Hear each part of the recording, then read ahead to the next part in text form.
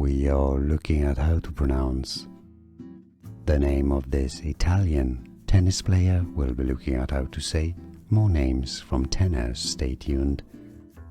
Jannik Sinner in Italian, Sinner.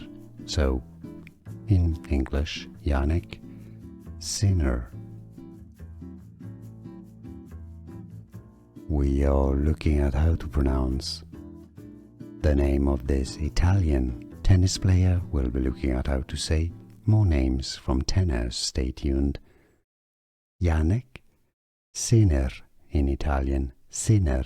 So in English, Jannik Sinner. Here are more videos on how to pronounce more confusing words and names too many mispronounced. Like this video if you found it useful. I appreciate your support. I'll see you soon and thanks for watching.